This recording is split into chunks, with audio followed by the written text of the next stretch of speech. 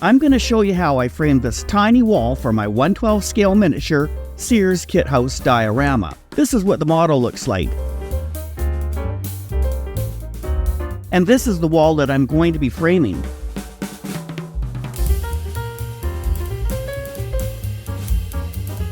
So let's go inside. Here you can see the front window in the living room. And here's the window that looks from the living room out onto the porch. And this is the front door.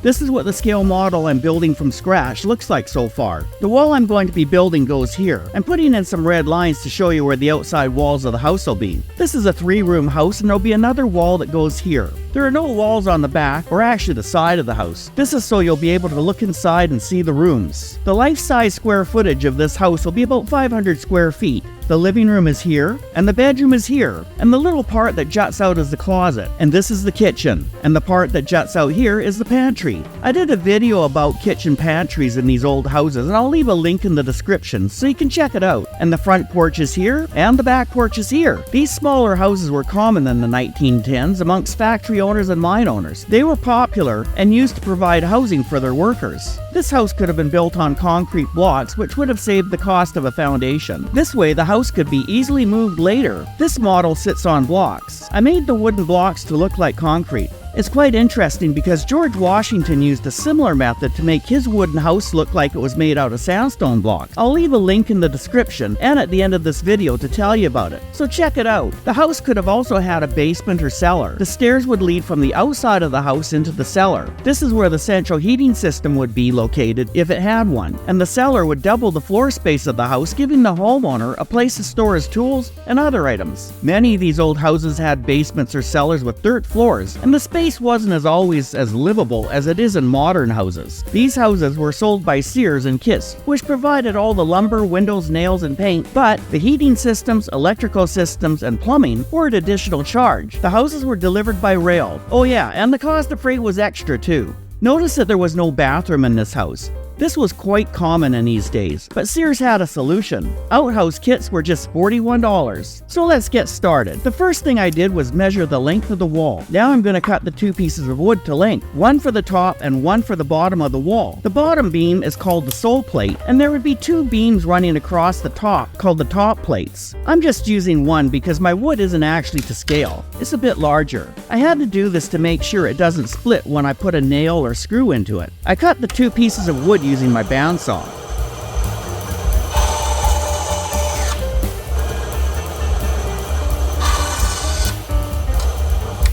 I laid the wall out with the top plate and the sole plates, and the mini wood studs I made. I'll leave a link in the description to the video where I showed how I did that.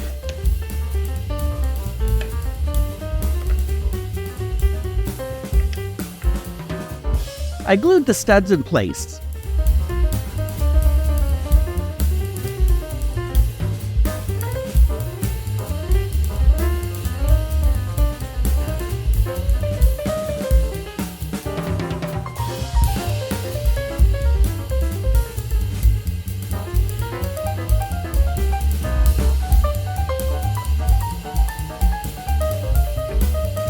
And check to make sure the wall was square. I used bar clamps to hold the wall assembly together and let it dry overnight.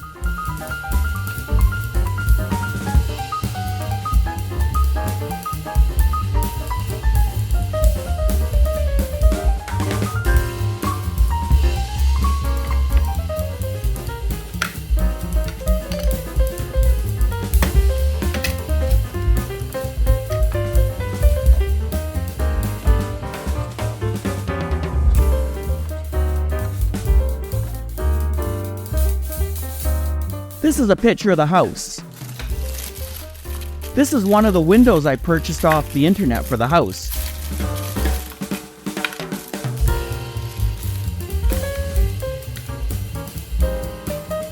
It came with these inside window casings.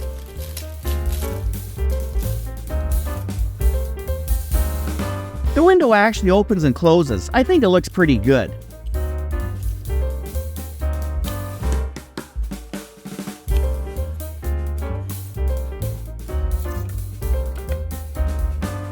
I measured the wall assembly and found the center of the wall.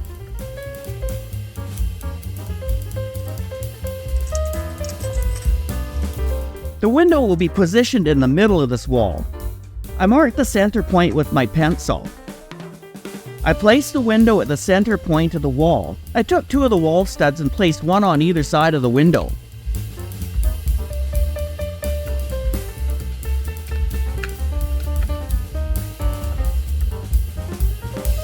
I marked the top and bottom plates with my pencil so I know where to position them after I glue them in.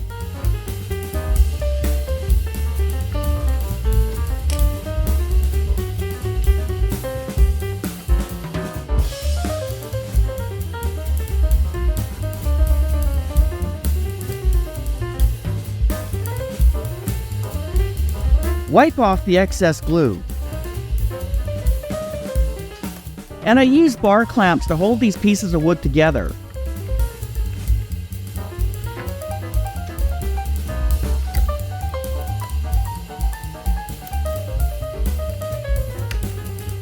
I checked to make sure the window could easily come out and be put back in again between the 2 beams. It seemed to lift out easily.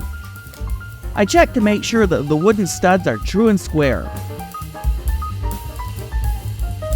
I measured and laid out the wall studs. I used a pencil to mark their positions.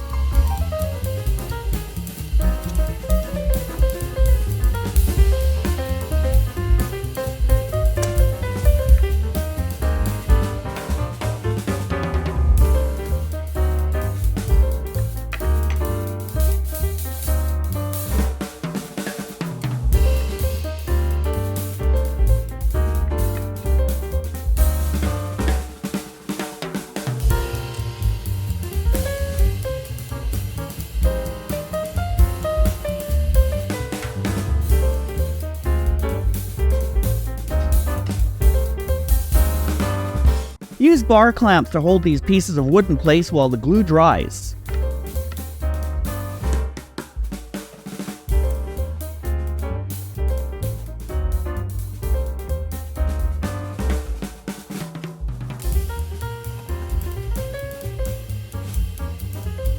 I glued in the sill plate for the window and the header at the top of the window.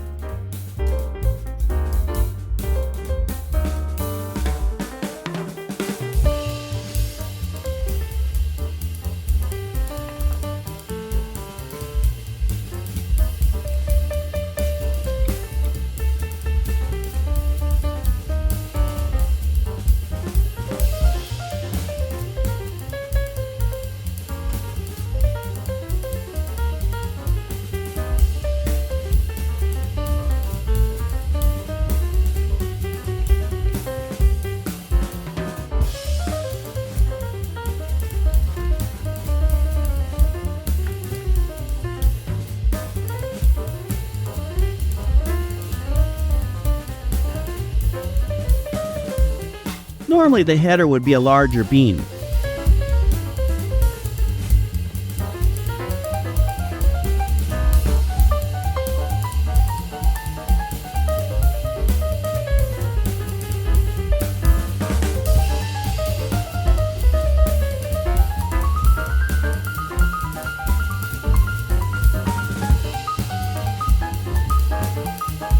I wanted to use a bar clamp to hold it in place while the glue dried, but it wouldn't fit, so I used a C-clamp. Hey, if you're enjoying this video, please hit the like and subscribe button.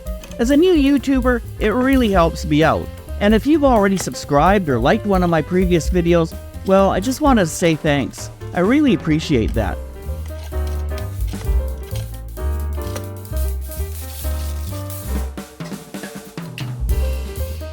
Everything looks good. The window seems to fit okay, and I was fairly happy with it.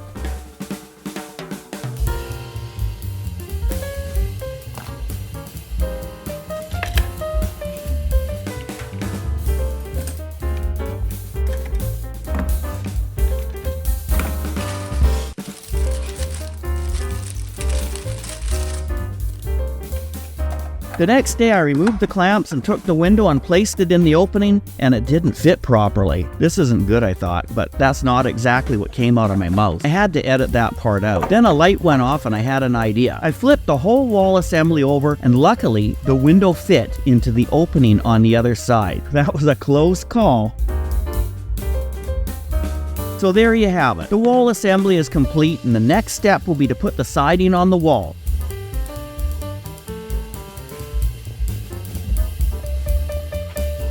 So here's the link to the video I told you about. You know, the one making wood like concrete, and how George Washington made his his wooden house look like it was made out of sandstone blocks. So check it out. We'll see you in the next video.